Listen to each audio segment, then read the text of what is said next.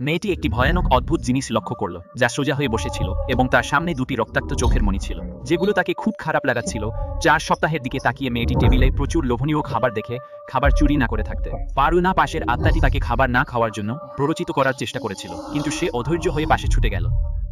এবং এই মুহূর্তে অদ্ভুত জিনিসটি এখনো একই রকম, যা মেয়েটিকে খাবার চুরি করার জন্য দৃঢ় প্রতিজ্ঞ করে। আমি দেখলাম সে একটি আঙ্গুর ছিঁড়ে নিয়ে বিনা বাধায় খেতে শুরু করছে, পেছনের অদ্ভুত জিনিসটার দিকে একটুও মনোযোগ না দিয়ে।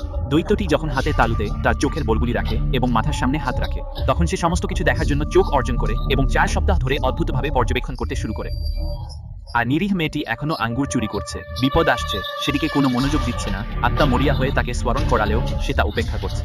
শেষ মুহূর্তে আত্মা দৈত্যটিকে অগ্রসর হতে বাধা দিতে এগিয়ে গেল, কিন্তু দৈত্যটির হাতে ধরা পড়ল। এসব দেখে মেয়েটি শুধুই নিথর হয়ে গেল না, দেখতেও লাগল দৈত্যটি পূর্ণ খাবার না পাওয়া পর্যন্ত আত্মাটি খায়।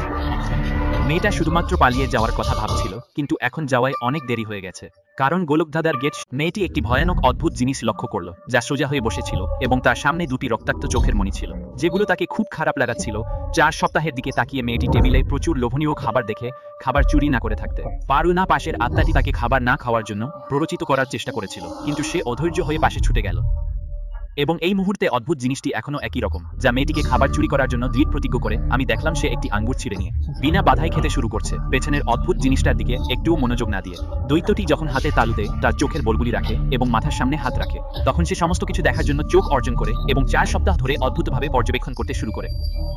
আর নিরীহ মেয়েটি এখনো আঙ্গুর চুরি করছে। বিপদ আসছে, সেদিকে কোনো মনোযোগ দিচ্ছে না। আত্মা মরিয়া হয়ে তাকে স্মরণ করালেও সে তা উপেক্ষা করছে। শেষ মুহূর্তে আত্মা দৈত্যটিকে অগ্রসর হতে বাধা দিতে এগিয়ে গেল, কিন্তু দৈত্যটির হাতে ধরা পড়ল। এসব দেখে মেয়েটি শুধুই নিথর হয়ে গেল না, দেখতেও লাগল দৈত্যটি পূর্ণ খাবার না পাওয়া পর্যন্ত আত্মাটি খায়।